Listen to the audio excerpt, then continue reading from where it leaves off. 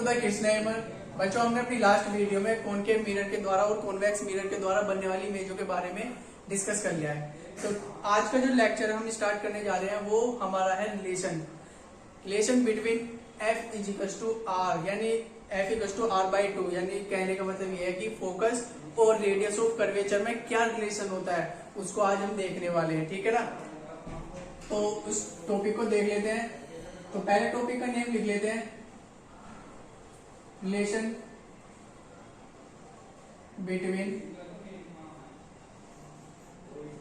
Radius of curvature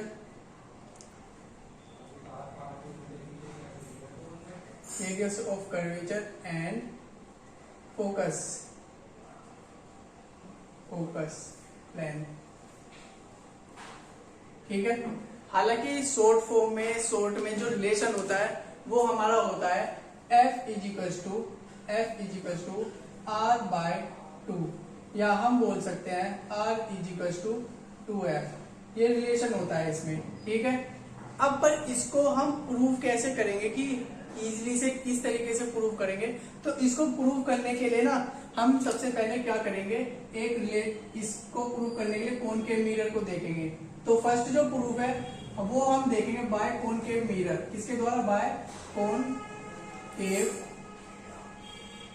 mirror, यानी अवतल दर्पण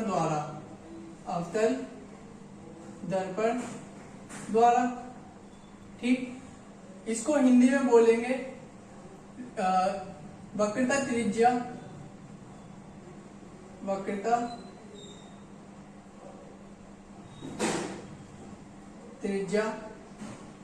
तथा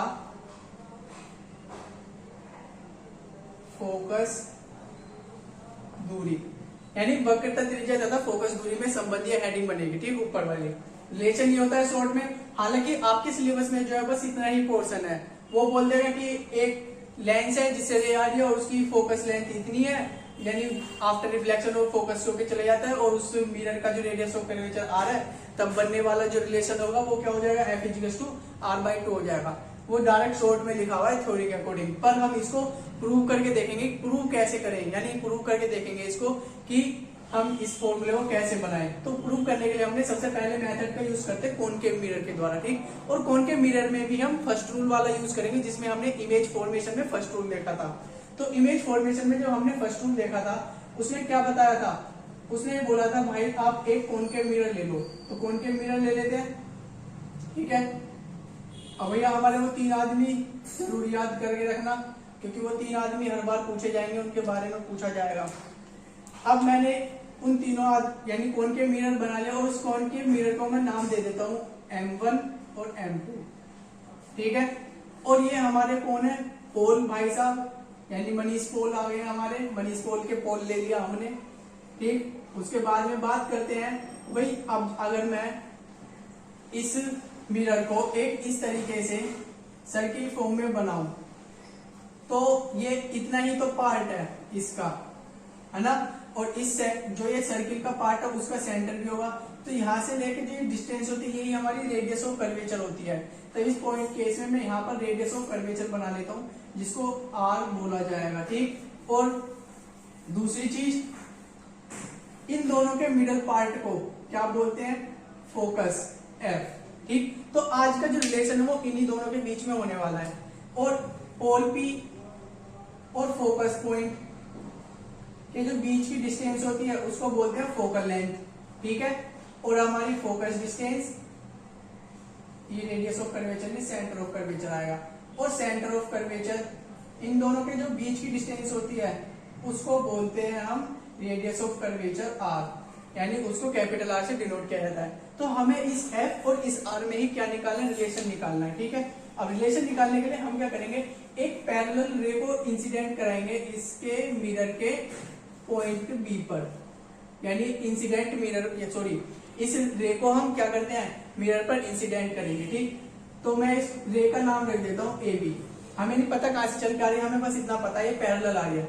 और जब कोई रे प्रिंसिपल एक्सिस के क्या आती है, पैरेलल आती है, ये क्या है हमारी प्रिंसिपल एक्सिस है, हमारी प्रिंसिपल एक्सिस है।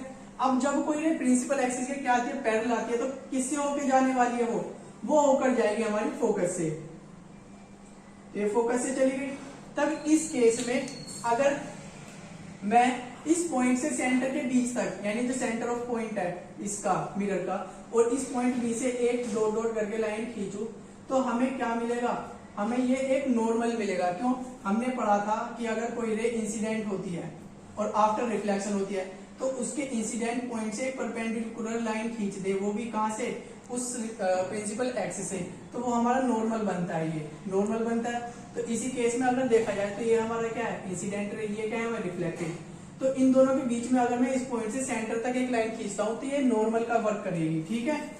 तो अब ये नॉर्मल हो गया। तो उस केस में देखा जाए तो ये क्या है, हमारा इंसिडेंट एंगल आई है भाई, इंसिडेंट एंगल आई है हमारा, और ये क्या है, हमारा रिफ्लेक्टेड एंगल आर, ये है। और एक यहाँ पर, ठीक है, ये हमारे एंगल हो गया। अब इसको प्रूव करने के लिए हम पहले इसकी थोड़ी सी थ्योरी लिख लेते हैं कि इसकी थ्योरी क्या बनने वाली है। तो सबसे पहले इंग्लिश में जो थ्योरी चलेगी वो लिख लेते हैं। Let us consider a concave mirror, let us consider a concave mirror M1 M2 which pole P, focus, focal length F and the radius of curvature, radius of curvature capital R। ये यहां तक की theory हो गई। मान लिया हमारे पास में एक M1 M2 का, यानी M1 M2 नाम क्या है, कॉनकेव मिरर है, यानी कॉनकेव अवतल दर्पण है हमारे पास में, ठीक, जिसका ध्रुव P, फोकस F तथा सेंटर ऑफ यानी वक्रता केंद्र C है, या वक्रता त्रिज्या बोल सकते हैं, वक्रता त्रिज्या R है, ठीक। अब उसके बाद ये कहानी क्या करेंगे, जो कहानी हमने यहाँ पर बनाई है कि एक रे पैरेलल आती है और आफ्टर रिफ्लेक्शन इसके बाद की चली जाती है, उसके अकॉर्डिंग करते हैं, ठीक। Now let a ray AB is parallel to the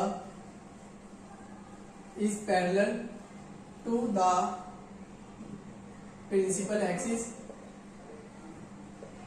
भाई स्टार्टिंग में थ्योरी है, फिर मैं इसको इजी तरीके से अभी प्रूव कर दूंगा, पर एक लिखने का प्रॉपर वे होना चाहिए, जिस वजह से मैं इस थ्योरी को लिख रहा हूँ, ठीक है ना। हालांकि मैं इस थ्योरी को बोल भी सकता था कि मैं बोल के बता दूं इस थ्योरी को, पर नॉर्मली हम क्या करेंगे, पहले थ्योरी को लिख लेते हैं और बाद में इसका प्रूफ देखेंगे, ठीक। तो स्टार्टिंग में ये हो गया case. Now let a ray AB is parallel to the principal axis।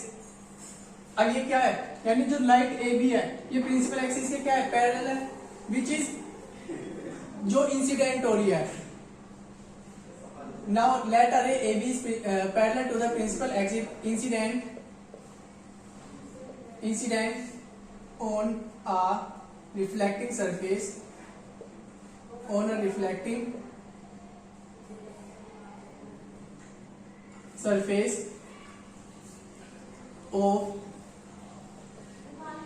Mirror, concave mirror ये बोलेंगे, concave mirror M1 M2 and after reflection, ये एंड है हमारा शॉर्ट, चलो ऐसे लिख लेते हैं, and after reflection passes through the, भाई जो रे प्रिंसिपल एक्सिस के पैरेलल जाएगी, आफ्टर रिफ्लेक्शन किससे होके जाने वाली है, फोकस से होके जानी है। After reflection passes through the principal focus, principal focus. Now अब स्टार्ट करते हैं, देखो इसको अच्छे से। भाई अब ये थ्योरी कंप्लीट हो गई। हमने क्या क्या लिख लिया इसमें, M1 M2 नाम का एक हमारे पास में मिरर है, कॉनकेव मिरर है, जिसका पोल P F फोकस है और सेंटर ऑफ रेडियस या रेडियस ऑफ कर्वेचर आ रहे हैं, सेंटर ऑफ कर्वेचर C है, ऐसे बोल सकते हैं। उसके बाद में एक रे AB है जो पैरेलल आ रही है प्रिंसिपल एक्सिस के और आफ्टर रिफ्लेक्शन फोकस से होके जाती है। अब देखते हैं उसके बाद में derivation. Now to the picture, यानी टू द पिक्चर लिखने की जरूरत नहीं है, अकॉर्डिंग टू पिक्चर देखेंगे। अब यहाँ पे अगर हम देखा जाए रूल अकॉर्डिंग टू रिफ्लेक्शन, यानी rule by using rule, bye using rule of reflection of light, reflection of light. भाई हम क्या करेंगे और इसको स्टेप यानी इजी तरीके से लर्न करने के स्टेप में यहाँ पर लिखूंगा, ठीक है ना। फिलहाल देख लेते हैं यहीं पर, फिनिश तो नहीं, रफ करना पड़ेगा, थ्योरी को रफ कर दूंगा अभी थोड़ी देर में। इसको देख लेते हैं। हम सबसे पहले क्या करेंगे, यहाँ पे रिफ्लेक्शन के रूल का फॉलो करेंगे, ठीक है ना। अब रिफ्लेक्शन के रूल का फॉलो क्या बोलता है कि इंसिडेंट एंगल किसके इक्वल होता है, इंसिडेंट एंगल रिफ्लेक्टेड एंगल के बराबर होता है ना। अब इंसिडेंट एंगल कौन सा है, ए बी सी, इसको बना लेते हैं। ये हमारा इस तरीके से आ रहा है, फिगर में आ रहा है इस तरीके से, ये ए है, ये बी है और ये हमारा सी है, जिससे आपको ये दिखे अलग। तो उस फिगर को साइड में बना लो। तो आप यहाँ पे लिख लो। और दूसरी चीज, ये किसके इक्वल है, रिफ्लेक्टेड एंगल के। क्यों भाई, इंसिडेंट एंगल इक्वल होता है रिफ्लेक्टेड एंगल के, ठीक। तब उस केस में ये किसके इक्वल है, ये हमारा इक्वल होगा इसके, जो हमारी ये वाली रे फोकस होके जा रही थी आर से। तो ये दोनों एंगल इक्वल हो जाएंगे ना। तो हम लिख सकते हैं by using rule of reflection of light, angle A B C is equal to B C. ये वाली लाइन और ड्रॉ कर लेना आप, क्योंकि इंपोर्टेंट होने वाली है हमारे लिए। और इसमें हम एंगल लिखेंगे सी बी, और ये हमारी एफ पर मिल रही है। ये पॉइंट लिखना, क्योंकि पॉइंट लिखोगे तो आपको पता रहेगा कि किस पॉइंट पर इंसिडेंट हो रही है। ये सी है, ये एफ है। तो ए बी सी यानी ये वाला जो है ए बी सी, ये इक्वल है किसके, सी बी एफ के। किसके है, एंगल सी बी एफ के आफ्टर रिफ्लेक्शन। Equation number 1। चाहे तो इसको मत बनाओ, कोई दिक्कत नहीं है, हालांकि बना लोगे तो भी कोई दिक्कत नहीं है, क्योंकि अभी हमने यहाँ पे देखा है एबीसी बराबर है सी बी एफ के, ठीक। अब नेक्स्ट, अब यहाँ पे कंजुगेट एंगल दिख रहे होंगे भाई, जहां पर भी जेड फिगर दिख जाए तो वहां के जो कंजुगेट एंगल होते हैं, यानी ये एंगल, ये आपस में इक्वल होते हैं। तो यहाँ पर आपको जेड दिख रहा होगा, और नहीं दिख रहा तो मैं दिखा देता हूँ। ये डॉट डॉट वाली लाइन दिख रही होगी, वो आपको रेड कलर की, और जिसको दिख जाए वो कमेंट बॉक्स में यस करके बता दो जल्दी से। ये जेड वाली लाइन दिख रही होगी, और ये जेड वाली लाइन में आपको यहाँ पर एक एंगल दिख जाएगा, ये वाला, ठीक है। और ये एंगल इक्वल होगा हमारे एबीसी के ही। तो हम conjugate by conjugation, by conjugate angle ये लिख लेते हैं, by conjugate angle. By conjugate angle क्या हुआ भाई, फिर से एंगल एबीसी, एंगल एबीसी तो ये वाला ए बी सी किसके इक्वल हो गया, बी सी एफ के। किसके इक्वल हो गया, एंगल बी सी एफ के। भाई ये दोनों आपस में इक्वल हो गए। और जब ये आपस में इक्वल हुए, ये हो गया इक्वेशन नंबर 2। और जब हमने देखा ये दोनों एंगल तो आपस में एबीसी है, और ये दोनों एबीसी बराबर है, तो इसका मतलब जो ये दोनों बराबर है एबीसी, क्योंकि एबीसी इसके बराबर है और एबीसी इसके बराबर है, तो इसका मतलब ये दोनों बराबर होंगे। अगर इसको ये समझ में नहीं आया तो आप यहाँ पे देखो, अगर सपोज ए बराबर हमारा सी है और ए ही बराबर क्या है बी, तो इसका मतलब तो ये हुआ ना बी किसके बराबर है, सी के। क्यों, क्योंकि दोनों की वैल्यू क्या है, ए, यही है ना। तो ऐसे ही एबीसी किसके बराबर है, सीबीएफ के। एबीसी बराबर है बीसीएफ के, तो सीबीएफ किसके बराबर हो गया, बीसीएफ के, ठीक है। तो देखते हैं इसको बाय इक्वेशन। ऊपर को लिख देता हूं मैं इसको, मैं थ्योरी रफ कर रहा हूं इसकी, और ऊपर लिखते हैं, ठीक है। तो एबीसी हो गया by equation, by equation 1 and 2। भाई इक्वेशन 1 एंड 2 से फ्रॉम लिखते हैं, फ्रॉम, ठीक है। अब क्या होने वाला है कि एंगल जो सी बी एफ है वो हमारा इक्वल हो जाएगा बी सी एफ के, एंगल बी सी एफ के। अब देखो इस एंगल में, यानी यहाँ पर ट्राइंगल बना हुआ हमारा, इस केस में ये वाला दिख रहा होगा, जहां पे सी, ये एफ, ये बी है। और इस केस में हमारा ये वाला एंगल बराबर हो गया इस वाले एंगल के। और जब किसी भी ट्रायंगल में दो एंगल आपस में इक्वल होते हैं तो उसकी दो साइड भी हमेशा इक्वल होने वाली है, ठीक। क्यों भाई, यहाँ पर सी बी एफ, ये देखा जाए सी बी एफ, तो ये रहा सी बी एफ, कहाँ चला गया हमारा, ये रहा सी बी एफ, यही तो था ना। सी बी एफ किसके इक्वल हो गए, बी सी एफ के, बी सी एफ के, यानी ये दोनों एंगल आपस में हो गए। और जब ये दोनों एंगल आपस में इक्वल हो गए थे, ये दोनों जो साइड दिख रही है आपको, जिस पर मैंने ब्लैक से डबल ड्रॉ करा है, ये आपस में इक्वल होने वाली है, ठीक। Now equation number 3, from equation 3 क्या हो जाएगा, कि जो बी एफ है, बॉयफ्रेंड बोल सकते हैं, वो हमारे किसके इक्वल हो जाएगा, छोटे फ्रेंड के। ठीक है, भाई बॉयफ्रेंड इक्वल हो गया छोटा फ्रेंड, यानी बी एफ इक्वल हो गया सी एफ के। ठीक, अब नेक्स्ट देखते हैं। इसके बाद में सपोज हमारा जो ये मिरर है, यानी जो मिरर का M1 M2 जो गेट है, द्वारक है, सपोज ये छोटा है, बहुत ही छोटा, ना के बराबर। ठीक है ना, let M1 M2 mirror is very small, is very small.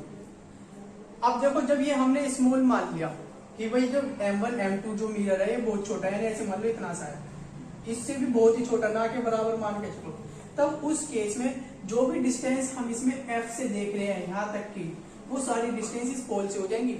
Sorry, जो भी डिस्टेंस B की F से देखी है ना, ये भाई इसकी डिस्टेंस यहाँ से यहाँ देख रहे हैं, वो सारी फिर किससे नापने लग जाएंगे, F से। भाई ये छोटा हो गया ना, और जब ये छोटा हो गया तो इसका मतलब B जो है वो तो पास को आ जाएगा ना बिल्कुल P के। तो जो भी डिस्टेंस हमने B से नापी है वो सारी किससे मेजर करेंगे, फिर हम P से करेंगे। ठीक, और जब P से करेंगे तो क्या होने वाला है, let M1 M2 mirror is very small, then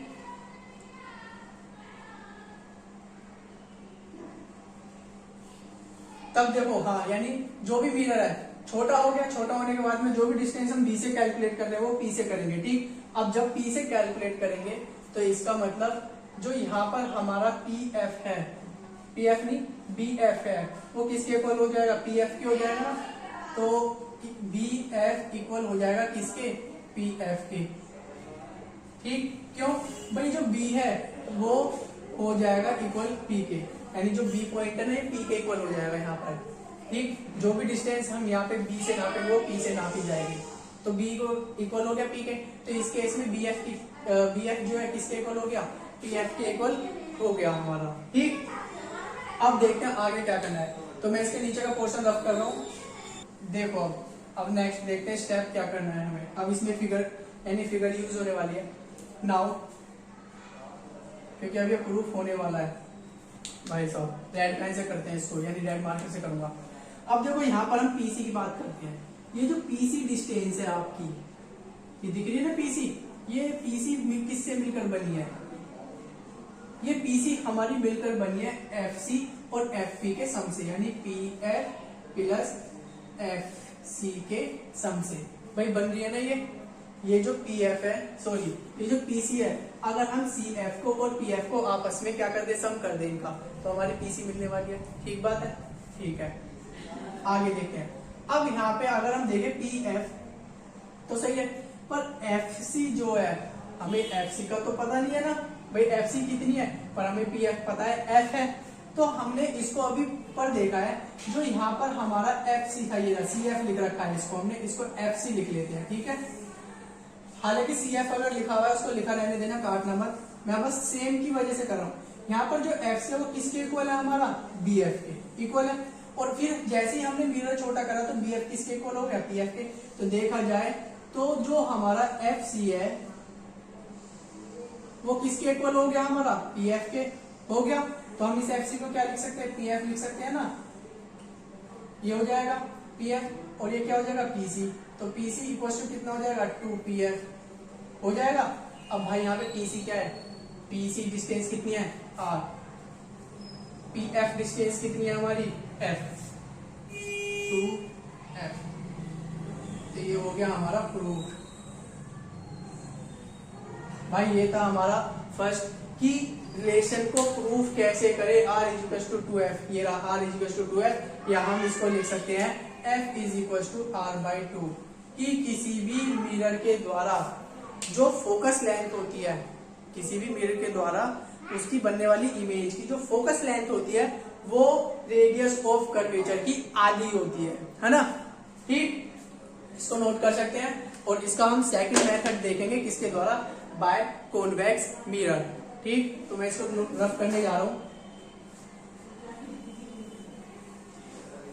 ये तो हमारा फर्स्ट मेथड हो गया। सेकंड देखेंगे इसका बाय कॉन्वेक्स मिरर, यानी उत्तल दर्पण के द्वारा। फिगर भी चेंज होगी, आदमी पर वही रहेंगे हमारे 3। तो देखते हैं नेक्स्ट उत्तल दर्पण के द्वारा। उत्तल दर्पण, यानी ये कॉन्वेक्स की कॉनकेव की जगह क्या आ जाएगा, कॉन्वेक्स।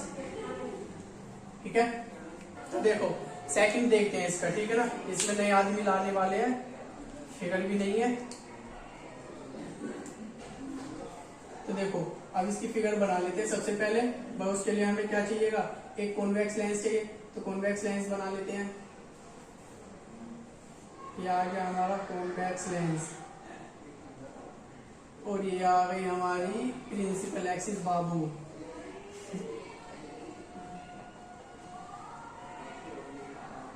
ठीक, प्रिंसिपल एक्सिस बाबू आ गई। और उन तीन बड़े बाबू को भी लिया हुआ, या तीन बड़े आदमी जो थे हमारे, कौन कौन भाई साहब, फोकस और सेंटर आ गए।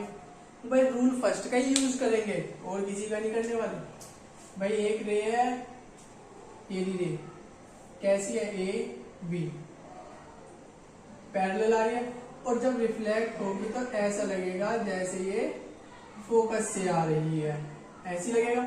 ठीक, अब इस केस में अगर मैं इस पॉइंट से सेंटर की तरफ को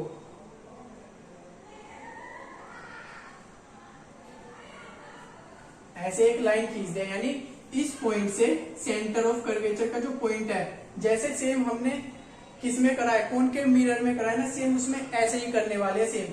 बस यहाँ पे फिगर चेंज हो जाएगी, सारा डेरिवेशन सेम होने वाला है, और थ्योरी भी हमारी बिल्कुल सेम ही रहने वाली है। ठीक है ना, तो थ्योरी वगैरह में कुछ चेंज नहीं करेंगे।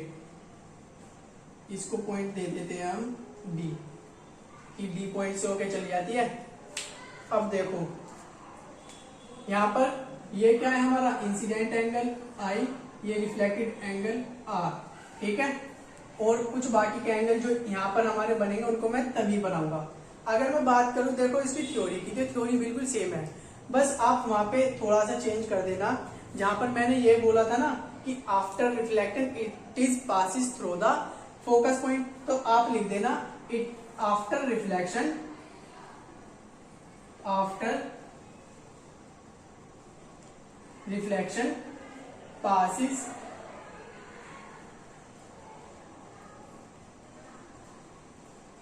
Bye BD way, by BD way, बस ये कर देना। और बाकी सेम थ्योरी, ज्यादा कुछ चेंज नहीं करेंगे थ्योरी में। ठीक है ना, यानी जब हमारी आफ्टर रिफ्लेक्शन हुई है, वो जो बीडी वाला जो रास्ता है उसके द्वारा वो हमारी परावर्तित हो गया, यानी चली गई। ठीक है ना भाई, इतना चेंज करना है। तो इसका सीधा सीधा डेरिवेशन देख लेते हैं। अब डेरिवेशन देखने के लिए क्या करेंगे भाई साहब, जैसे हमने वहां पे स्टार्टिंग करी थी, सबसे पहले क्या करा, by using reflecting angle, bye using rule of reflection of light, ये था। अब भाई जब इसका हमने यूज करा तो क्या बना था, हमारा इंसिडेंट एंगल बराबर होता है रिफ्लेक्टेड एंगल के, यानी ये रहा इंसिडेंट एंगल ए बी, इसको मैं यहाँ पे सी बना लेता हूँ। ठीक है ना, सी डैश कर लेते हैं इसको, ए बी सी डैश बराबर है B O C dash B D के, या इसको कुछ और पॉइंट ले ले, ई ले लेते हैं, ई नहीं है, ए बी ई बराबर है ई बी डी के, ये बात होने वाली है। तो देखते हैं ए बी ई बराबर है हमारा, एंगल का साइन जरूर बनाना, बराबर होगा हमारे किसके, एंगल ई बी डी के, ये होने वाला है भाई रिफ्लेक्शन के लॉ के उसकी वजह से है ये। ठीक, दूसरे केस में देखा जाए तो यहाँ पर एक एंगल ऐसा है हमारा ए बी, जो यहाँ पर किसी से रिलेटेड होने वाला है। किस तरीके से भाई, सपोज हमारे पास में ये एंगल था, सपोज ये वाली रेंज आ रही है, ये वाली ई सी, ये ई सी है हमारी ई सी, भाई ध्यान से देखना, और बीच में हमारा पॉइंट है बी, ये आपको दिख रहा होगा वहां पर। ठीक है, और ये हमारी पूरी डॉट डॉट वाली लाइन है ये। अब इसमें एक रे आपको यहाँ पर ऐसे दिख रही होगी ए बी, ये वाली दिख रही है, तो ये वाला एंगल क्या इस एंगल के बराबर नहीं होगा जो एफ से मिल रहा है, ये एफ से मिल रहा है, ये हमारा यहाँ पर एफ से, यहाँ पर ध्यान से देखो भाई, बस इतना ही तो फर्क हुआ है हमारा कि ये एंगल हमारा ऊपर है और ये वाला एंगल हमारा नीचे है, पर इस एंगल जो हमारा रिफ्लेक्टेड एंगल है वो इसके इक्वल नहीं होगा इस वाले एंगल, क्योंकि यहाँ भी तो इतने एंगल बना हुआ है। भाई देखो ये मेरे पास में दो ये है, ठीक है, सपोज ये वाली वे है और ये एंगल मेरा यहाँ बना हुआ है। अगर मैं इस लाइन को सिर्फ नीचे की तरफ में क्या कर दूं, थोड़ा सा यहाँ पे एंगल दिखेगा बनते हुए, ये एंगल बन गया भाई। इतना ही तो केस हुआ है कि ये लाइन नीचे आ गई इस तरीके से, पर एंगल तो सेम है ना भाई, सिर्फ लाइन ही तो ऊपर नीचे हो रही है। तब इस केस में ये जो आई एंगल है, सॉरी वो रिफ्लेक्टेड नहीं थे, ये इंसिडेंट एंगल है हमारा। इंसिडेंट एंगल जो वो हमारे यहाँ पर बराबर होगा, तो ये भी हमारा इंसिडेंट एंगल आई के इक्वल है, ये वाला आई, ठीक है। ये मैंने एरो बना दिया इसका। तो अब देखते हैं आगे की तरफ में, जैसे ही हमें ये पता लगा कि ये एंगल इसके बराबर है, कौन सा वाला, ए बी, तो इसको फिर से लिखते हैं एंगल ए बी ई बराबर है भाई, ये ए बी ई बराबर है किसके, एफ सी बी के, एंगल एफ सी बी के, भाई ये ना एफ सी बी, इसके इक्वल हो गया। अब नेक्स्ट ये तो हो गया हमारा सेकेंड इक्वेशन, और जैसे ही हमने यहाँ पर देखा ए बी है, तो इसका मतलब क्या हुआ भैया, F B D F C B के बराबर हो जाएगा ना भाई। इस फिगर को चाहो तो आप इसके सामने बना लेना, जिससे आपको ये याद रहे, ठीक है, मैंने रफ कर लिया। तो देखते हैं अब from equation 1 and 2, from equation 1 and 2 क्या होने वाला है हमारा, इक्वेशन फर्स्ट एंड सेकंड से क्या होगा कि जो हमारी एंगल ई बी डी है वो इक्वल हो जाएगा एंगल एफ सी बी के, होने वाला है। ये इक्वेशन नंबर होगी हमारी थर्ड। अब यहाँ पर ईबीडी फिर से देखो, ईबीडी फिर से हेल्प करने वाली है। यहाँ पर इंटरसेक्शन एंगल बन रहा है, अगर कोई दो रे एक दूसरे को इंटरसेक्ट करती है तो वहां पर वर्टिकली अपोजिट एंगल बनते हैं। क्या बनते हैं, वर्टिकली अपोजिट, यानी आमने सामने के जो कोण है, अगर कोई दो रेखाएं एक दूसरे को किसी बिंदु पर प्रतिच्छेद करती है तो वे एकांतर नहीं, आमने सामने के जो एंगल होते हैं उसमें वो हमारे क्या होते हैं, बराबर होते हैं, यानी वर्टिकली अपोजिट एंगल इक्वल होंगे, ठीक। तो यहाँ पर भी सेम वही केस है, तो यहाँ पर दो रे इस तरीके से कट कर दिया, अगर ध्यान से देखो तो अभी दिखा दूंगा मैं इनके थ्रू ही, ये मैं बस पॉइंट लिख दूंगा आपको, दोनों रे दिखने वाली है जल्दी से। ये हो गया ई, ये हो गया हमारा डी, ये हो गया हमारा बी, और जल्दी से इसको फिगर में देखो ये कहां पर है, ये हो गया एफ और ये हो गया हमारा सी, दिख रहा होगा भाई। ये हो गया ईबीसी, ये वाली ई बी सी और एक डी बी एफ, ये दो रे हैं जो आपस में एक दूसरे को इंटरसेक्ट कर रही हैं, तो ये एंगल आर है, तो ये भी क्या होगा आर। इसका मतलब क्या हुआ हमारा कि जो एंगल ईबीडी है, यानी ये जो था एंगल ईबीडी वो इक्वल होने वाला है किसके, एंगल एफ बी सी के, एंगल एफ बी सी के, ये होने वाला है। तो इसको भी मैं रफ कर रहा हूं, बनाना चाहते तो आप इसके सामने बना लेना इसको, ठीक है। यहाँ पर ये केस बन गया। अब देखो दोनों ईबीडी है, और जब ये दोनों इक्वल है तो इसका मतलब एफ सी बी बराबर है एफ बी सी के, होने वाला है भाई। फेसबुक छोटा बच्चा बराबर हो गया फेसबुक बड़े छोटे के, तो इस तरीके से कर लेते हैं इसको, मैं मार्कर चेंज करता रह जाता दिखता हूं आज। तो from equation third and fourth, अब इक्वेशन थर्ड और फोर्थ के थ्रू क्या होने वाला है, एंगल एफ सी बी वो इक्वल हो जाएगा एंगल एफ बी सी के, क्या होने वाला है, एंगल एफ बी सी के।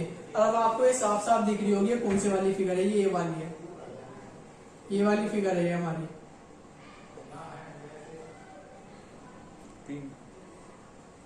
तो देखो ये कौन सी है, ये हमारा इस ट्राइंगल की बात हो रही है, इस वाले ट्राइंगल में, ठीक है। अब क्योंकि एफ सी बी किसके बराबर है भाई, ये वाला जो एंगल था ये इस वाले एंगल के बराबर हो गया एफ बी सी के, ठीक। तो इस केस में हमारा ये, अब इस ट्राइंगल में देखा जाए, कौन से ट्राइंगल में बात करें तो एफ बी सी, ये तीन ट्राइंगल यानी ये 3 पॉइंट का ट्राइंगल है। तो इस केस में दो एंगल फिर से क्या हो गए, इक्वल हो गए। और जब किसी ट्राइंगल के दो, किसी भी ट्राइंगल में दो एंगल क्या होंगे, इक्वल होंगे, तो उसकी साइड क्या होने वाली है, equal. By equation fifth, by equation fifth क्या हो जाएगा, बी एफ बराबर एफ सी, ठीक है, ये हो गया। अब फिर से वही कहानी आएगी भाई, हम क्या करेंगे, इसको छोटा कर देंगे और जितनी डिस्टेंस बी से मेजर कर रहे थे वो सारी कहां से करेंगे, ई से करेंगे। तो let us M1 M2 mirror is very small, कि M1 M2 मिरर जो है बहुत छोटा है हमारा, ठीक। तब उस केस में क्या होगा, जो हमारा P है वो किसके हो जाएगा, B के इक्वल हो जाएगा। तो जितनी भी डिस्टेंस हम कहां से मेजर कर रहे हैं, B से कर रहे हैं, वो कहां से करेंगे, P से करेंगे। तो हमारा उस केस में PF बराबर हो जाएगा किसके, BF के। यानी PF जो है वो किसके इक्वल, जो BF है, सॉरी BF की बात करेंगे ना, हम BF ले रहे हैं, वो किसके इक्वल हो जाएगा, हमारा PF के इक्वल हो जाएगा। किसके इक्वल हो जाएगा, PF के। अब फिर से बात करते हैं हम सेंटर ऑफ कर्वेचर की, PC की। भाई यहाँ पर अगर हम बात करें PC कंप्यूटर को PC कराते हो गया, पर्सनल कंप्यूटर, तो PC को देख लेते हैं। भैया PC ने परेशान कर लिया। नाउ फाइनल रिजल्ट की बारी आ गई है, फाइनल शो डाउन होगा हमारा। बहुत देर से शो डांस चल रहा होगा, DDR आपने देखा होगा डांस प्लस में, फाइनल शो डाउन। तो फाइनल शो डाउन करने की स्टार्ट आ गई है बारी। तो देखते हैं final show down. Final show down में क्या होता है भैया, PC जो है वो हमारा कैसे बना है, वो PF और FC के सम से बना है। इसके PF प्लस FC के सम से। ऊपर वाले पॉइंट में रफ करने जा रहा हूं।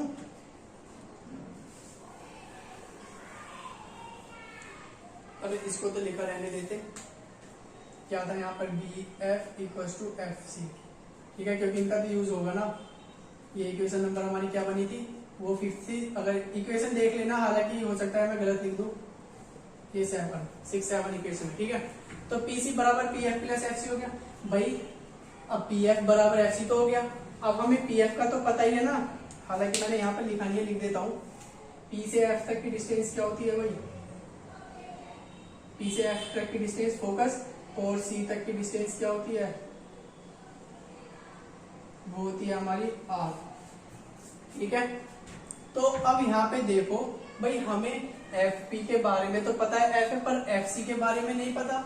तो हमने देखा FC जो था वो BF के बराबर था, ठीक है भाई। FC किसके बराबर था, BF के, और BF किसके बराबर था, PF के। ये बात हो गई। तो यहाँ पर FC को लेते हैं। FC किसके बराबर हो गया, BF, BF किसके बराबर होगा, PF। तो इसका मतलब FC किसके बराबर है, PF के। तो लिख देते हैं, since FC is equal to PF, then PC is equal to कितना होने वाला है हमारा, PF प्लस के PF। भाई हो गए। अब जब PC PF के बराबर हो गया तो ये हो जाएगा 2PF हो जाएगा। और PC क्या है हमारा, R, ये रहा। PF कितना है हमारा, F, 2F हो गया कंप्लीट, प्रूव, ठीक। और यहाँ हम लिख सकते हैं इसको F is equal to R/2। तो ये था हमारा सेकंड मेथड, यानी बाय कॉन्वेक्स मिरर किस तरीके से प्रूव करें। अब देखो हमने बात करी थी कि इसके ट्रिक को कैसे याद करा जाए। भाई देखो, जब इस डेरिवेशन को करो ना, तो ये स्टेप आप साथ में जरूर लिख लेना कि इस डेरिवेशन को याद कैसे रखा जाए। हम हर इन दोनों डेरिवेशन में बहुत सारी चीजें कॉमन हुई है। क्या कॉमन हुई है भाई, सबसे पहला हमने जो स्टार्ट करा था, मैं इसको रफ कर देता हूँ, हालांकि आपने कर लिया होगा, मैं एक बार साइड हट गया हूँ, तो आप देख सकते हैं, स्क्रीनशॉट ले सकते हैं। तो मैं इसको रफ करने जा रहा हूँ, और मैं बस पॉइंट लिखूंगा, और उन पॉइंटों के थ्रू ही आप कर सकते हैं इसको। फर्स्ट थ्योरी तो आएगी जो आपको लर्न करनी है। सेकंड स्टेप में फिगर होना है। थर्ड स्टेप में हमने सबसे पहले रिफ्लेक्शन लॉ का यूज करा है, रिफ्लेक्शन लॉ यूजिंग, ये हुआ है। फोर्थ पॉइंट में क्या करा था हमने, कंजुगेट एंगल देके, कंजुगेट एंगल देखे। फिफ्थ पॉइंट में जब कंजुगेट एंगल बन गए ना, तो जैसे जैसे आप इस स्टेप को करते चलोगे तो आपको लर्न भी हो जाएगा साथ में। उसके बाद में हमने किसका यूज करा, PC बराबर PF प्लस FC के, और उसके बाद में 6 पॉइंट में हमने प्रूव कर दिया था कंप्लीट वैल्यू रखकर, ठीक है। ये आप हमारे 6 पॉइंट है। इन 6 पॉइंट को ही हमने फर्स्ट वाले डेरिवेशन में यूज करा है, और इन 6 पॉइंट का यूज करा है सेकंड वाले में, ठीक है। सेकंड वाला थोड़ा सा लेंथी है, उसमें कैसे कैसे किस तरीके से एंगल को हमें देखना है, ठीक। उसमें कंजुगेट लिए हैं हमने, और हमारा वर्टिकली अपोजिट एंगल लिया, यानी एकांतर कोण देखे हैं। अब बात करते हैं नेक्स्ट टॉपिक की। भाई न्यूमेरिकल में दिक्कत आती है इसके करने में, खासकर तो न्यूमेरिकलों को करने के लिए हो सकता है मैं आपको उसके लिए अलग ही बनाऊंगा उसके लिए वीडियो, ठीक है। न्यूमेरिकल में क्या होगा कि लेंस मिरर के जो न्यूमेरिकल होते हैं, हालांकि अभी 1-2 रिलेशन हो रहे हैं, उनको करने के बाद में देखेंगे। उसमें क्या होता है जब न्यूमेरिकल पूछ ले जाते हैं ना, तो क्या होता है कि वैल्यू निगेटिव कब लेनी है और पॉजिटिव कब लेनी है, उसमें दिक्कत हो जाती है। तो उसके लिए साइन कन्वेंसेशन है, उसको हम बाद में एक अलग से वीडियो न्यूमेरिकल के साथ में कर लेंगे, ठीक। हालांकि आज के जो 2 टॉपिक थे फिनिश हो चुके हैं। आई होप आपको पसंद आए होंगे, और वीडियो अगर अच्छी लगे तो प्लीज चैनल को सब्सक्राइब करें एंड लाइक करें, कमेंट एंड शेयर करें। Thank you so much for watching this video.